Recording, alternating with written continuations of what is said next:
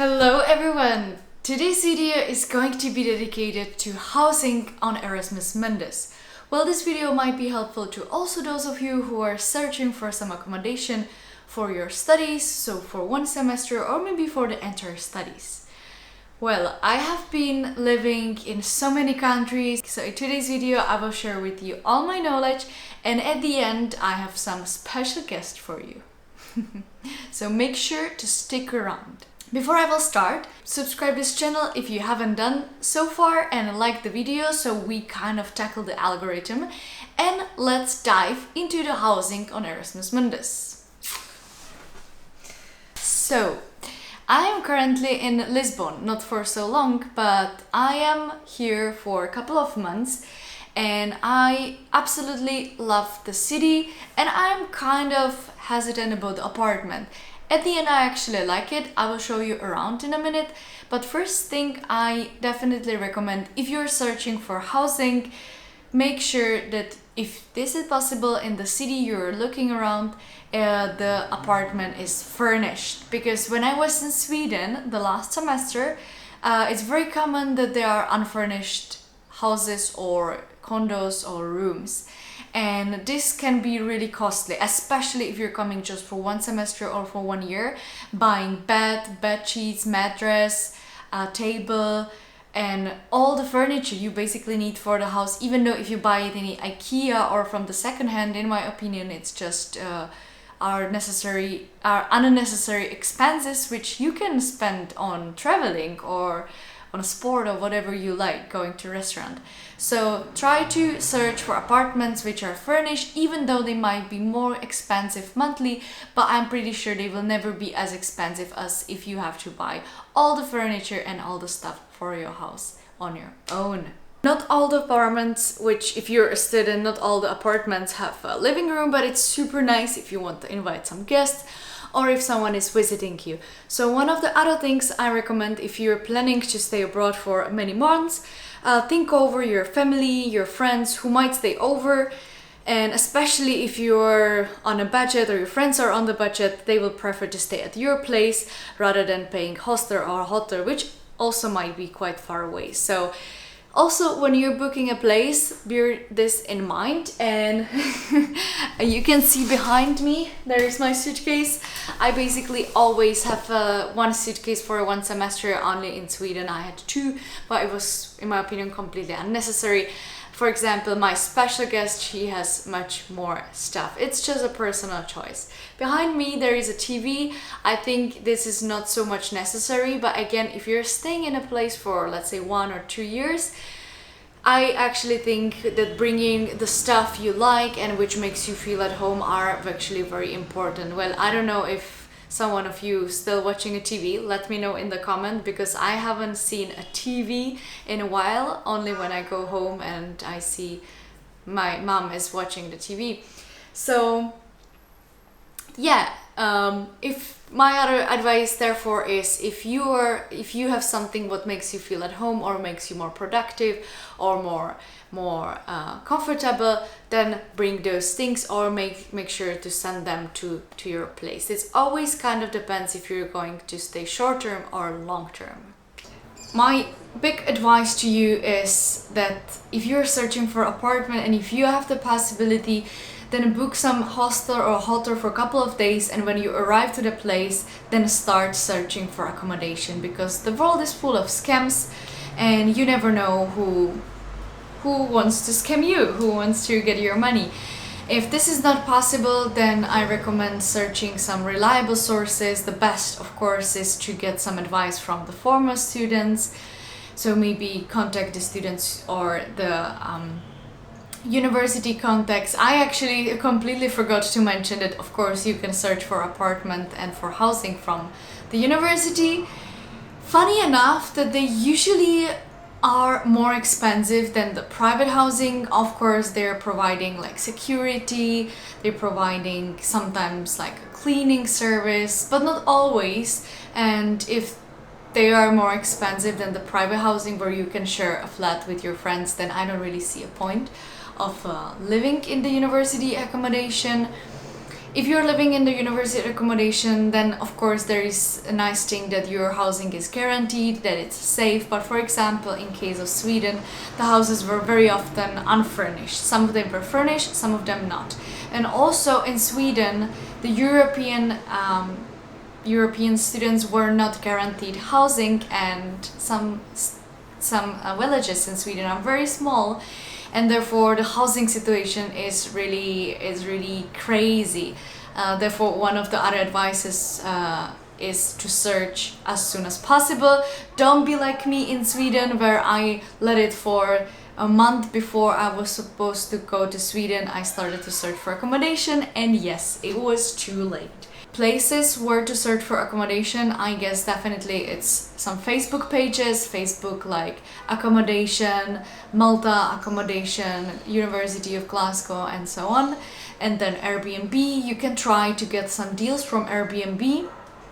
You will tell them, hey, I will stay for 6 months or for 1 year. Can we actually do the housing without the Airbnb and paying the fee, because the fee can be super high. That's what we did in Malta. And then last but not least, of course, some platforms, like in Portugal it's Idealista, in Sweden is Blocket, and I'm sure if you just put in a Google like housing, short rentals, student rentals, you will find a lot of those websites. So, as I mentioned, private housing, in my opinion, has the advantage that you can share a flat with your colleagues. If you're on Erasmus Mundus, then I would say this is kind of must, because you're 2 years with your colleagues, with your friends. If you're not doing Erasmus Mundus, you're doing any other Erasmus or any other exchange semester, still I think private housing is way cooler, because you can do the parties, and universities are sometimes really strict. Even though when I was in Mexico, and you would expect that in Mexico the university is really free, no, they were super strict. Sometimes you have like certain hours, like until you can get home. If you don't, then you have to wait until the morning. This will never happen with the private housing. Basically, all my roommates are now gone, and therefore today I have the apartment completely for me. But this doesn't happen often, of course. So our apartment is actually quite big. I don't want to show you so much around, because there is a little mess from me, because I'm packing and I'm going to Spain tomorrow. But this has been my room for the last month. As you can see, it's super simple. It has just bed, some wardrobe, and a table, but it's basically everything I need. When you're going to Nordic countries, I mean, my experience was in Sweden, then it's very common that people who are permanently living in the apartments are renting out a room. I have to tell you my honest experience, and it was horrible. So if you have the possibility to rent out a room or apartment without the landlords, then definitely do it, even if you have to pay a little bit more, because I have just really bad experience living with landlords, and I feel that even if the people are really nice, it's just their property, and we behave differently, and especially if we are from different cultures, we do things differently. The way we treat things, the hours we go sleep, just everything might be really different. And I feel it's like home should be the most safe place, the safest place for you. And living with landlord, it sometimes can be a little bit tricky. And as I mentioned in one video, I had to change my whole house in Sweden 3 times in 3 weeks. This definitely is not normal. My colleagues didn't change, or changed just once, but this is just like my experience. So what I would maybe think it's a good option is to search for the entire apartment, like what we did in Malta, and then if you take the whole apartment and divide it by 3, the price was super good. And I would probably do the same thing here in Portugal if I was staying for 1 year, let's say, because then the apartment, for example, can cost 1,000, but then you are 3, everyone pays 350, but for private apartment. Whereas here, for example, we pay 400 per room, which in my opinion is quite pricey. It's a lot pricey for just one room with a shared bathroom.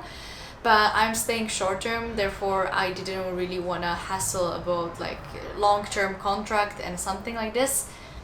Which leads me to another thing: if you're going to states like Portugal, Sweden, and the UK, very likely as well, those countries will require that you have your personal identification number. Again, don't be like me that you will think, oh, I don't need it, because at the end you will always need it. Sooner or later. So just when you move to the country, one of the first things should be that you go to like a governmental office or municipality office with your passport and with the address you're living in and the documents they require, and within a few weeks they will issue your number. Especially in Sweden is extremely important. You basically cannot send a post almost without the identification number. You cannot have a loyalty program in the supermarket. Like, the identification number is extremely important. One of the other factors is, of course, how far away you're from the city center or how far away are you from the university. Now, my experience was that, for example, in Mexico, I was living very far away from the downtown, and initially I really wanted to go to be in the downtown. And then I realized it's, especially in really big cities, the proximity to your university or to place where you will spend most of the time is extremely important. So make sure that your accommodation is also close to the university, or at least that it's easily accessible by train or public transport or by Uber or whatever. Just give you a little tour about the apartment here. I'm actually leaving soon, so if someone wants to like surprise me, someone who's creepy or something, I'm not gonna live here anymore. So this is the living room, and this is our kitchen. And as I said, it's really convenient that we have everything here, even like pans or something. So we don't really need to buy anything except for like a dish, the soap or something. And one of the other things, which again, we are living in so different cultures, but the washing machine, it's apparently not standard in all countries, and therefore make sure that all those things you're used to are there, and read correctly or read into details the description of the facilities of the apartment, because yeah, sometimes things like this can happen, that you arrive to apartment and you don't have a washing machine. So yeah, thank you, Eva, that you made our home more equipped.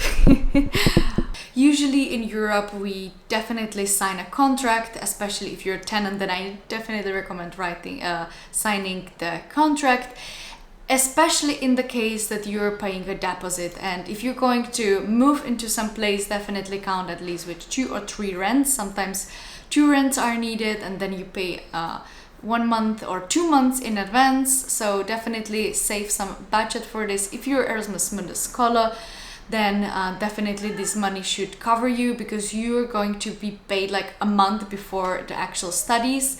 And I guess the same applies for Erasmus exchange semester.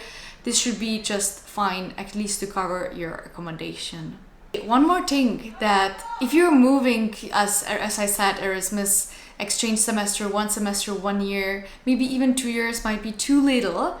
However, I would be already considering, if you have a budget, or if you would have a support of someone and you're not in, let's say you're not in London, or you're not in Paris, or you're not in some really expensive cities, I would be considering buying a flat and then renting the portion to your colleagues or to other tenants, and then selling it after your studies, or already still renting it out. In my opinion, we as students don't really think about this. We of course don't really have the budget, but then this is just one learning lesson I've noticed from the people who were studying, let's say 5 or 7 years at the same city, and they were every single month paying rent, whereas they can be easily paying their mortgage and repaying the debt. So if you have this possibility, I understand that not everyone has it, it would be another option actually, and maybe not now if the real estate market is quite crazy, but maybe a few years ago, it was actually more profitable, and the payment was less than paying the rent. Yeah, this everything is super general what I'm telling you. You always need to look up for the specific housing for the specific area. So we got like a little balcony. I'm quite afraid if you see this crack. I really hope I will not die. I'm quite afraid to step on this balcony, seriously. Especially if I know how is the quality of the buildings here. Anyway, what I wanted to say as one of the last things, make sure that also the zone you're living in is safe, or it's a nice zone, because sometimes, again, I am from the Czech Republic. I'm used to that almost all zones are super safe, and sometimes we can be lured by really good price, but then we figure out that the zone is not good and that we feel really unsafe, especially in the night. So just, if you're going to research on the places where you're going to live in and you're not going to university housing, make sure that you at least check and you at least informed a little bit about the zone you're going to live in. I hope you enjoyed this video. It was like a little tour of our apartment here in Portugal. As I said, I am paying 400 euros a month, and I pay 1 month deposit, which is quite common. The prices might range. Sweden is really expensive. Malta is also very expensive. Luckily, it was quite cheap for us because we were there during the pandemic. Definitely negotiate if it's possible. You will notice if there is a market with high demand or with lower demand. If the demand is lower, then you can easily negotiate. And yeah, if there is something else what really interests you, let me know in the comment. And now I would like to hear opinion of my colleague and a very good friend Eva. Regarding finding a house, is for sure never book a house or like a room or an apartment or a studio, whatever, without being sure that you have seen that. In order to avoid any kind of frauds, my opinion, like I would advise everyone to firstly maybe book an Airbnb or a hotel or maybe a hostel or something, and then you go to the destination and you check by yourself whatever is available. Like that, you almost eliminate 95% of getting fraud. Do you have any advice for packing? Well, for packing, actually, I don't know how you call them in English, but those kind of bags that then you use the vacuum cleaner and you get out of the air. It has literally saved me. Like, I've always carried more stuff thanks to this kind of small bags. Do you actually need to buy it somewhere? You can buy them everywhere actually, and they cost like nothing. It's like maybe 3 or 5 euros maximum, even less in some places. You mean the bags from IKEA, for example? Those like that they close, yes. And you zip them and you chuck there, and it's so helpful. In Greece, you judge me that I don't clean well, but I think you say I clean well, right? In your room, but in the kitchen I didn't notice. I'm gonna burn your room. The last thing I want to tell you, it can be really stressful, it can be really frustrating. You might think, why am I doing it? Why I am studying abroad if I can easily live at home? But believe me, all bad moments pass, and you will be so happy that you did this brave thing. You moved abroad. And yeah, let me know in the comment if you have lived abroad or where you are now at the moment, and if there are other tips you would like to share with others on this YouTube channel. Thank you guys for watching. It was super lovely and super fun as well, and hope to see you in the next video. Bye bye!